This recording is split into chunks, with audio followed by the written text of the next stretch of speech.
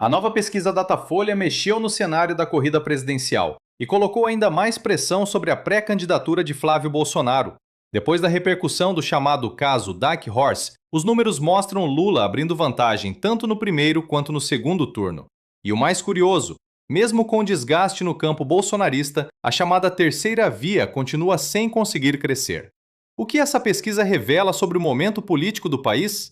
É isso que a gente analisa agora. A Folha divulgou há pouco uma nova pesquisa de intenção de voto que mostra a repercussão do caso Dark Horse na corrida presidencial. Vamos aos números que estão lá no G1, se acompanha com a gente. Acabamos de pegar de lá. Primeiro turno, Lula 40, Flávio 31, diferença de 9. Essa diferença era de 3 pontos, tá? No primeiro turno. Flávio teve uma oscilação para baixo, Lula para cima. Uma variação para baixo, Lula para cima. Ronaldo Caiado 4, Zema 3, Renan Santos 3, Samara Martins 3, Augusto Cury 2, Aldo Rebelo 1, Cabo Daciolo 1, Rui Costa Pimenta 1. Primeiro turno, então, gente, aqui 40-31, uma vantagem maior, ampliada para o presidente Lula, que tenta a reeleição depois das notícias de que Flávio Bolsonaro bateu lá na porta de Vorcaro para pedir dinheiro. Vamos ver o segundo turno, a gente tem? Temos aqui o quadro de segundo turno que tinha um empate numérico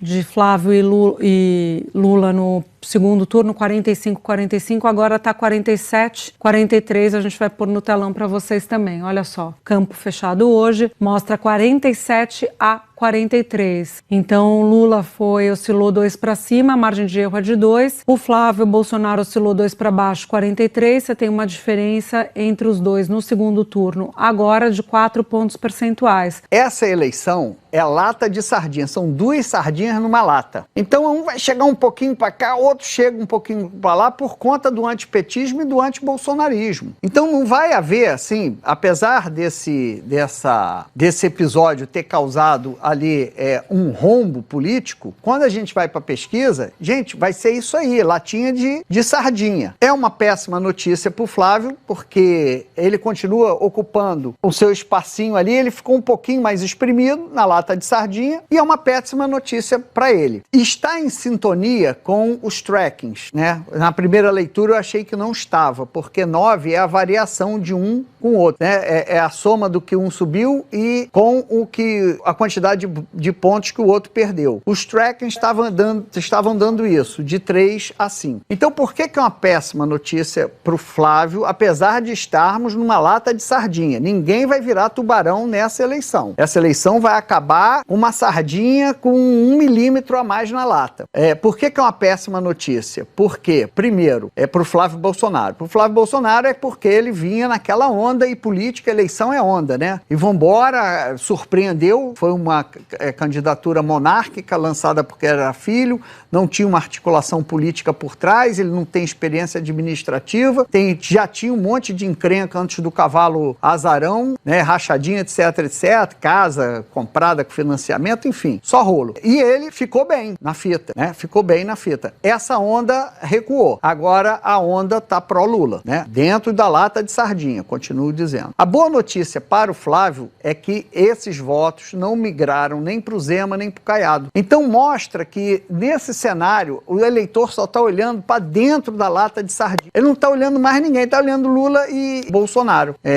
Então continua desde até 2018, né? Desde a eleição de 2018, e vamos continuar nessa lata de sardinha. Mas tem a péssima notícia para o Flávio, né? O Lula agora passa a ter esse frescor de notícias favoráveis, de onda favorável. O Flávio Bolsonaro tem a seu favor que ele vai continuar na lata de sardinha. Eu acho que essa pesquisa mata essa ideia de trocar o Flávio. Mas se a Michelle Bolsonaro tivesse pontuado, vamos pôr aqui, muito melhor, talvez pudesse, embora eu acho um cenário improvável, pudesse começar a se fortalecer como uma alternativa pros Bolsonaro, tá? Porque pra política a gente sabe, o Otávio já contou aqui que o Valdemar queria ter lançado ela como candidata, achava uma melhor candidata lá atrás. A gente tá falando do clã, né? Aqui, ó, cenário com Michelle, primeiro turno, 41, Lula, Michele 22, Zema 6, Caiado 5. A favor da Michele, que ela também não é nem pré-candidata, né? Então, assim, é um nome mais...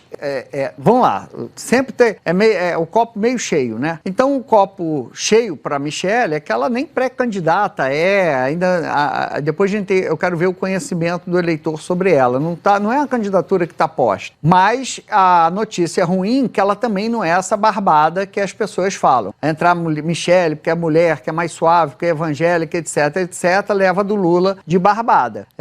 Não é também. Então, para mim, o lead disso tudo é Flávio Bolsonaro vai na lata de sardinha até o dia 3 de outubro. Né? Michele também não é a solução mágica para resolver esta história para o bolsonarismo e para a direita. Para mudar a candidatura, você precisa ter alguém que claramente seja superior, né? Porque a mudança em si já tem um custo, né? Um pouco desmoralizante você mudar candidato, mostra que não está preparado. A Michele não mostrou isso nessa pesquisa, nem no primeiro turno que a gente olhou aqui e nem no segundo, que ela tem um desempenho aí bem parecido com o do Flávio contra o Lula, mas não é algo claramente superior, não. Ou seja, qual seria o motivo para mudar agora? Pelo menos os motivos podem vir de fora, mas no que diz respeito da pesquisa, não tem. É uma pesquisa que eu digo que é ruim para o Flávio. É ruim para o Flávio por quê? Porque ele estava numa subida até agora, ele encostou no Lula dentro ele estava numericamente à frente do Lula, ainda que ambos dentro da margem de erro ali, ele vinha numa ascendente, num momento em que até pouco tempo atrás, vamos lembrar, só tinha notícia ruim pro Lula,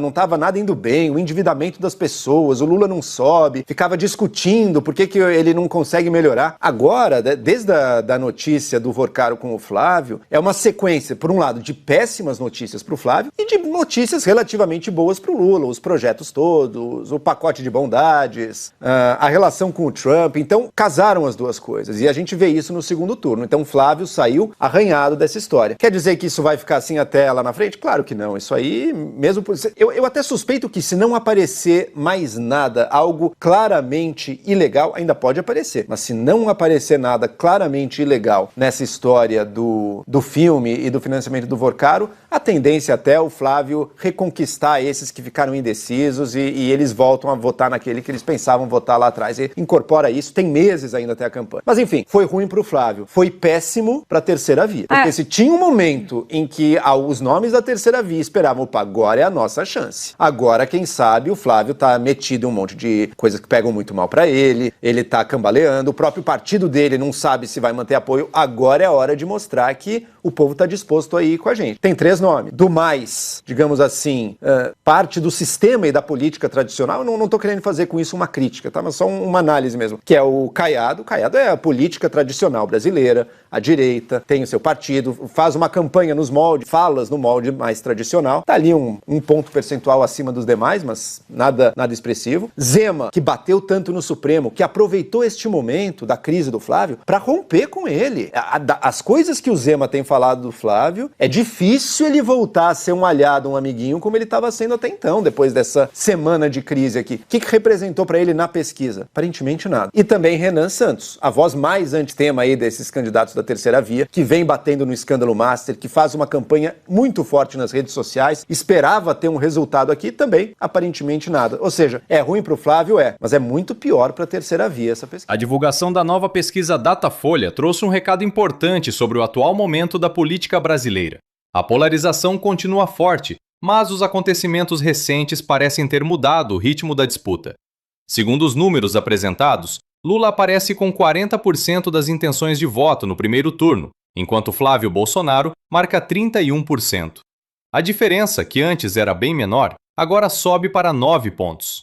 Já no segundo turno, Lula abre 4 pontos de vantagem. E o dado mais debatido nas análises políticas é justamente o impacto do chamado caso Dark Horse, envolvendo a repercussão das notícias sobre o encontro de Flávio Bolsonaro com o banqueiro André Esteves Vorcaro. A avaliação feita por comentaristas é que o episódio interrompeu uma sequência de crescimento que o senador vinha tendo nas pesquisas. Até então, Flávio vinha ocupando espaço no debate político nacional como herdeiro direto do capital eleitoral do bolsonarismo. Mas a crise trouxe de volta temas que sempre perseguiram sua trajetória política: questionamentos sobre rachadinhas, relações financeiras e investigações que marcaram os últimos anos. Ao mesmo tempo, Lula conseguiu recuperar fôlego político num período em que o governo enfrentava dificuldades econômicas e desgaste de imagem. A pesquisa mostra justamente isso, uma mudança de clima político. Não significa definição da eleição, mas revela um momento mais favorável ao presidente. Outro ponto interessante é que a chamada terceira via continua praticamente parada.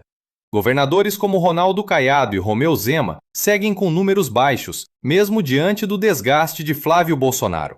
Ou seja, o eleitorado continua concentrado na disputa entre lulismo e bolsonarismo. E aí aparece uma conclusão importante dos analistas. A eleição segue extremamente polarizada. Alguns comentaristas chegaram até a comparar o cenário a uma lata de sardinha, apertada, onde pequenas oscilações fazem muita diferença, mas ninguém consegue escapar completamente dessa divisão entre os dois campos políticos. A pesquisa também esfria especulações sobre uma possível substituição de Flávio Bolsonaro por Michele Bolsonaro. Apesar do nome dela ainda ter força entre eleitores conservadores, os números apresentados não indicam uma vantagem clara em relação ao senador. No fim das contas, a pesquisa revela 3 mensagens principais. Lula ganha um momento político mais positivo. Flávio Bolsonaro sofre desgaste após a crise. E a terceira via continua sem conseguir romper a polarização que domina a política brasileira desde 2018. E agora fica a pergunta: esse movimento é apenas um efeito momentâneo da crise ou o início de uma mudança mais profunda na disputa presidencial?